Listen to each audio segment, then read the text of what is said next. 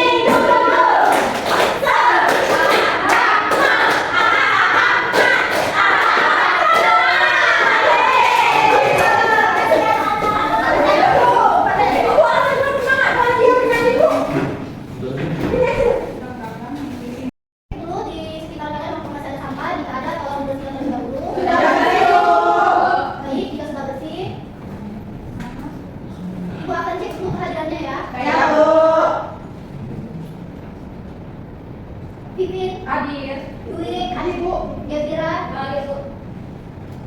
Siti Alia, hadir Bu. Oke, hadir semua ya. Ya Bu. Oke anak-anak, jadi materi kita pada hari ini adalah tentang bentar ya. Ya Bu.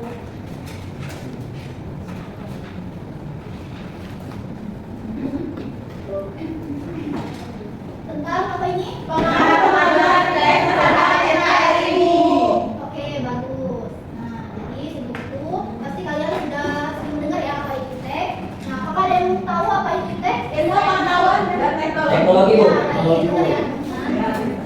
Jadi ilmu pengetahuan dan teknologi itu merupakan sebuah unsur tentang kemajuan peradaban manusia yang sangat penting. Dan oleh karena itu, untuk kemampuan iptek itu nasional perlu terus dikembangkan dalam rangka untuk meningkatkan daya saing dan kemandirian bangsa untuk mempercepat pencapaian tujuan negara serta pembangunan iptek ditujukan untuk membantu pemecahan persoalan kekinian dan juga mengantisipasi masalah di masa depan yang akan datang.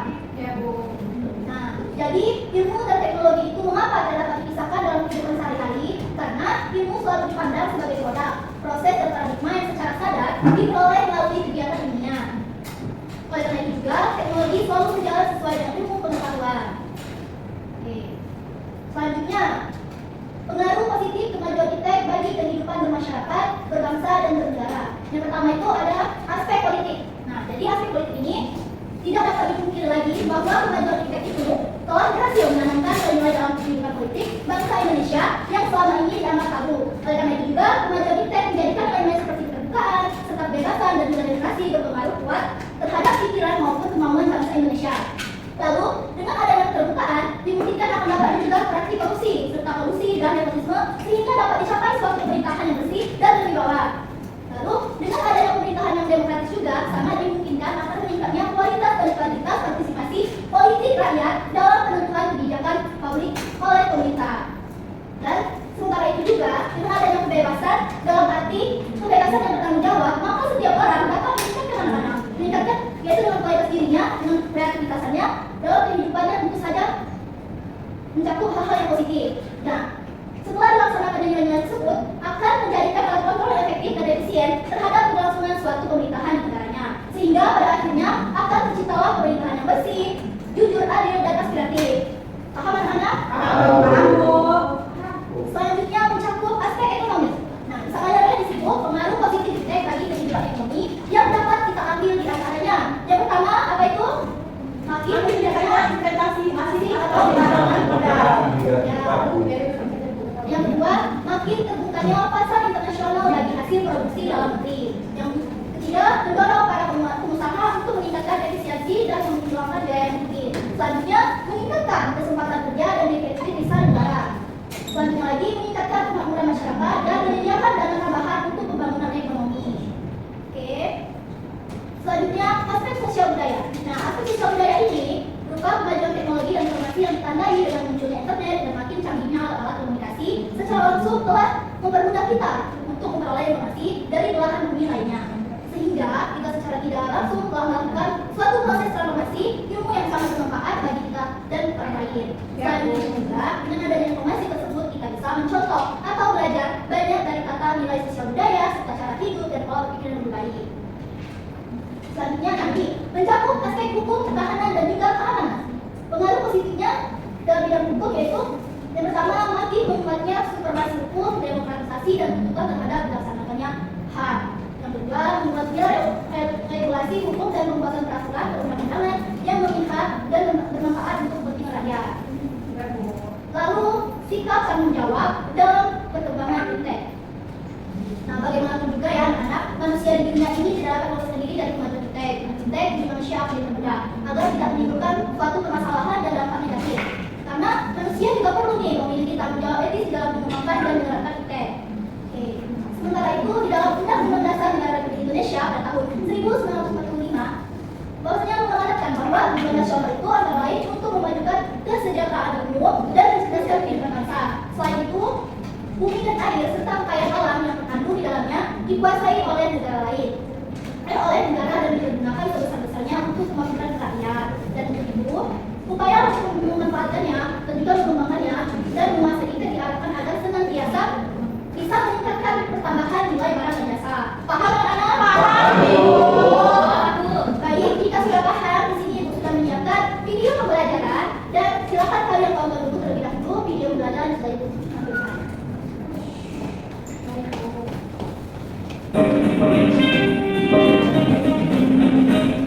Kembali lagi pelajaran hari ini kita akan membahas perkembangan fintech.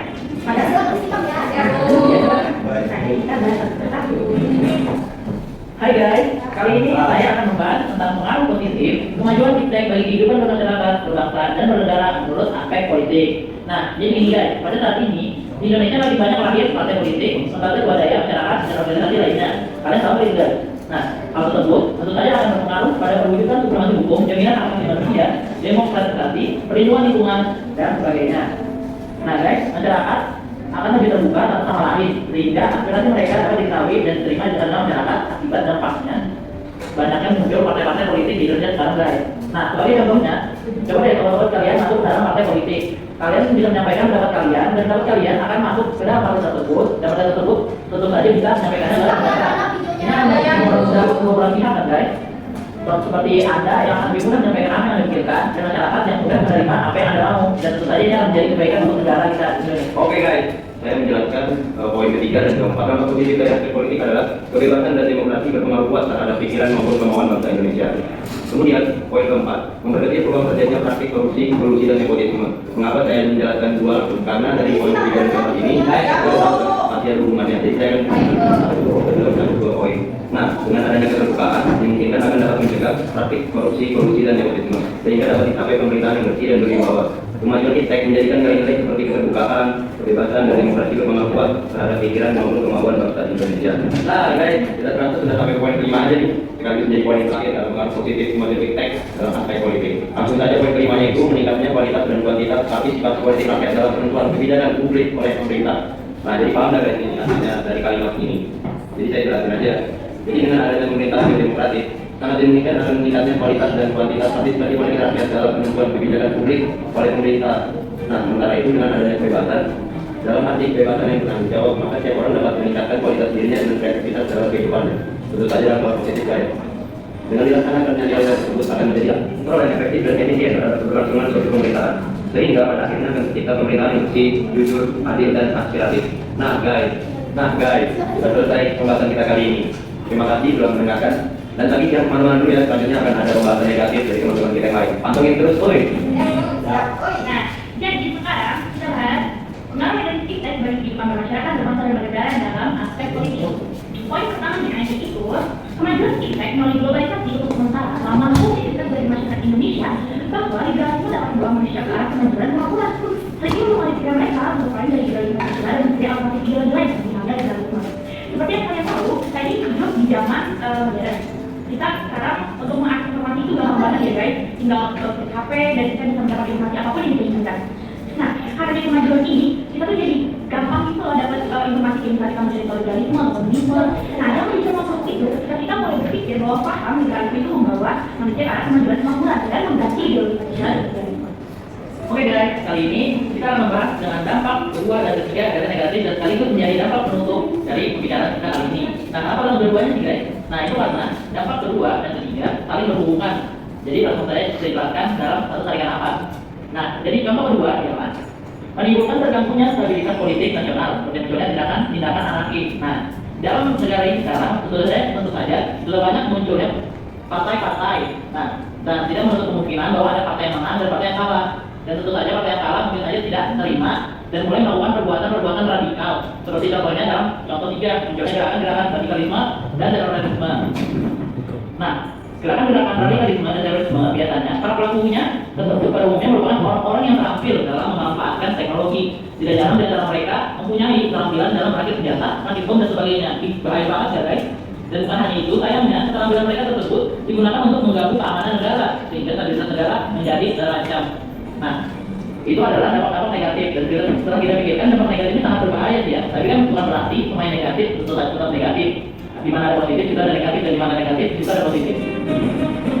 Oke, selesai sudah videonya.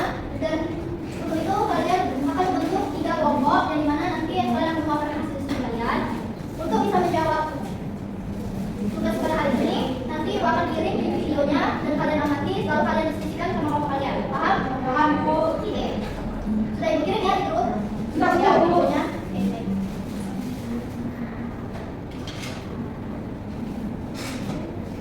Ini udah.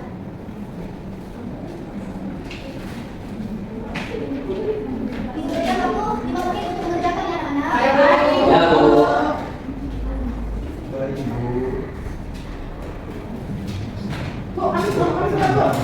Oke, dua semua. Oke, boleh silakan kelompok Cuma ngomong aja Bu ya. satu kelompok saja karena waktunya kita sudah mau habis. Baik. Oke, silakan kelompok 2. Perkenalkan dulu. Baik Bu, di sini kami kelompok 2 beranggotakan 7 orang Bu, di mana Ibu tadi sudah memberikan indikasi di WA Bu. Nah, di sini sudah kami analisis di mana analisis dari yang kami sudah lakukan. Yang pertama kira-kira dari kategori K. Yang pertama adalah keanekaragaman. Kasus ini mencerminkan keanekaragaman budaya, agama, dan etnis yang ada di Indonesia. Yang keduanya toleransi. Kasus ini menguji tingkat toleransi masyarakat terhadap perbedaan pendapat dan pandangan. Yang ketiga ada kesatuan. Kasus ini dapat menguji kekuatan kesatuan bangsa dalam perbedaan. Mungkin saja Bu dari kelompok kami. Oke, mungkin berapa dulu untuk kelompok yang sudah tampil. Yang lain fokus ya nak.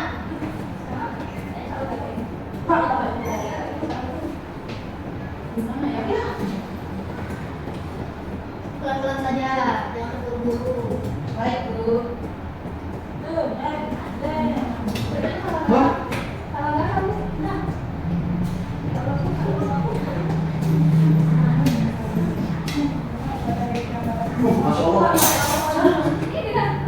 Makanya itu tadi kami tidak mengingat tuh. Semangat ya guys. Susah ya Bu soalnya.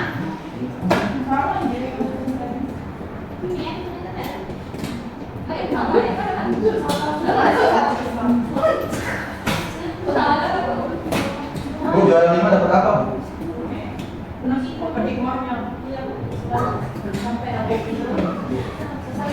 Belum Bu.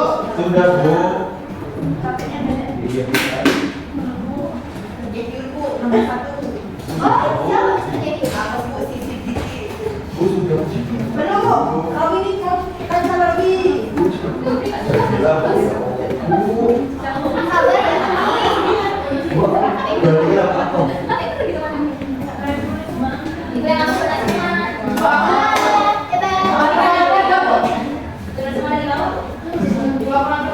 Sudah, Bu. Sudah. Oke, boleh dilihat siapa? Oh, Mr. Gedium. Siapa ini Mr. Gedium? Dwi Bu. Ada makan dari Mr. Gedium. Oh, Ya. Bu, kalau yang asli nggak usah dikasih Bu. Siapa tuh yang tanya? Siapa ini siapa? Oh, salah. Kamu ada siapa nih baru? Ini siapa, Bu? Udah belum? Oh, insya Allah lebih.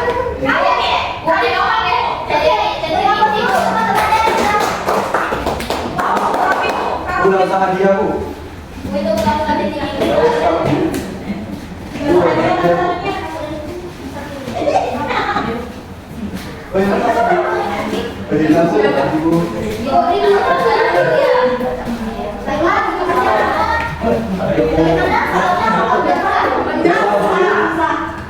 Udah Bu, ambil.